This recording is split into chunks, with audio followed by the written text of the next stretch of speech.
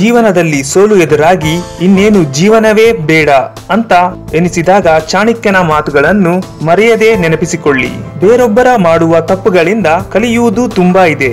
ನಮ್ಮ ಆಯಸ್ಸು ಚಿಕ್ಕದು, ಹಾಗಾಗಿ ಎಲ್ಲಾ ತಪ್ಪುಗಳನ್ನು ನೀವೊಬ್ಬರೇ ಮಾಡಲು ನಿಮ್ಮ ಆಯಸ್ಸು ಸಾಲದು.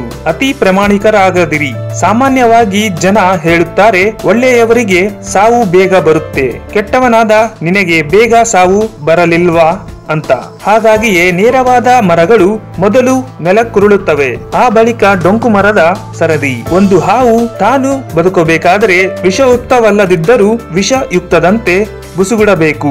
ಸೌಮ್ಯವಾಗಿದ್ದರೆ ಅದು ತನ್ನ ಪ್ರಾಣವನ್ನೇ ಬಿಡಬೇಕಾಗುತ್ತದೆ. ಅತ್ಯಂತ ದೊಡ್ಡ ಗುರುಮಂತ್ರ, ನಿಮ್ಮ ರಹಸ್ಯಗಳನ್ನು ಯಾರಿಗೂ ಹೇಳಬೇಡಿ, ಇವೇ ಮುಂದೆ ನಿಮಗೆ ಮುಳ್ಳಾಗುತ್ತವೆ. ಪ್ರತಿ ಸ್ನೇಹದ ಹಿಂದೆ ಒಂದು ಸ್ವಾರ್ಥ ಇದ್ದೇ ಇರುತ್ತದೆ, ಸ್ವಾರ್ಥ ರಹಿತ ಸ್ನೇಹವೇ ಇಲ್ಲ. ಇದೊಂದು ಕಹಿ ಸತ್ಯ. ಯಾವುದೇ ಕೆಲಸವನ್ನು ಮಾಡುವುದಕ್ಕೆ ಮುನ್ನ ತಮಗೆ ತಾವೇ ಈ 3 ಪ್ರಶ್ನೆಗಳನ್ನು ಕೇಳಿಕೊಳ್ಳಿ. ಈ ಕೆಲಸ ನಾನೇಕೆ ಮಾಡುತ್ತಿದ್ದೇನೆ? ಈ ಕೆಲಸಗಳಿಂದ ನನಗೆ ಸಿಗುವ ಲಾಭಗಳೇನು? ಮತ್ತು ಈ ಕೆಲಸದಲ್ಲಿ ನಾನು ಸಫಲನಾಗುತ್ತೇನೆಯೇ? ಈ 3 ಪ್ರಶ್ನೆಗಳಿಗೆ ಪ್ರಾಮಾಣಿಕವಾದ ಮತ್ತು ಸ್ಪಷ್ಟ ಉತ್ತರ ಸಿಕ್ಕರೆ ಮಾತ್ರ ಮುಂದುವರಿಯಿರಿ. ಭಯ ನಮ್ಮ ಜೀವನವೇ ಹಾಳು ಮಾಡುತ್ತೆ, ಯಾವುದೇ ಕೆಲಸವನ್ನು ಸಾಧಿಸಲು ಬಿಡುವುದಿಲ್ಲ. ಹಾಗಾಗಿ ಭಯ ನಿಮ್ಮನ್ನು ಆವರಿಸಲು ಹತ್ತಿರ ಬರುತ್ತಿದ್ದಂತೆ ಅದರ ಮೇಲೆ ಆಕ್ರಮಣ ಮಾಡಿ ಭಯವನ್ನೇ ಮೆಟ್ಟಿ ನಿಲ್ಲಿ.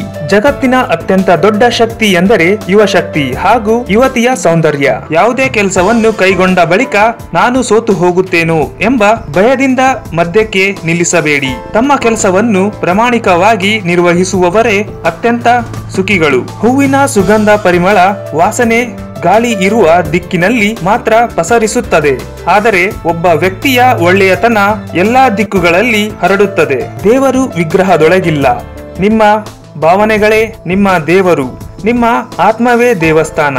ಯಾವುದೇ ವ್ಯಕ್ತಿ ತನ್ನ ಮಾಡುವ ಕೆಲಸ ಕಾರ್ಯಗಳಿಂದ ಮಾತ್ರ ದೊಡ್ಡ ಮನುಷ್ಯನಾಗುತ್ತಾನೆಯೇ ಹೊರತು ತನ್ನ ಹುಟ್ಟಿನಿಂದಲ್ಲ.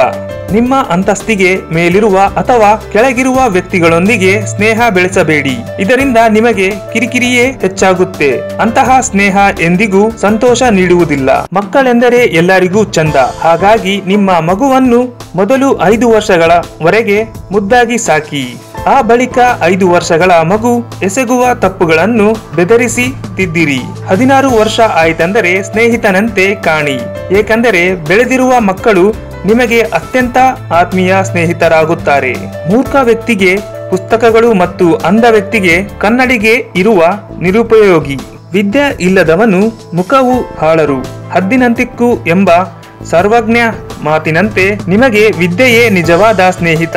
ವಿದ್ಯಾವಂತನಿಗೆ ಎಲ್ಲೋ ಮನ್ನಣೆ ಇದ್ದೆ, ವಿದ್ಯೆಯೇ ನಿಜವಾದ ಭೂಷಣ. ವಿದ್ಯೆ ಎಂದಿಗೂ ಯೌವನ. ಈ ವಿಡಿಯೋ ಬಗ್ಗೆ ನಿಮ್ಮ ಅಭಿಪ್ರಾಯವನ್ನು ಕಮೆಂಟ್ ಮೂಲಕ ನಮಗೆ ತಿಳಿಸಿ.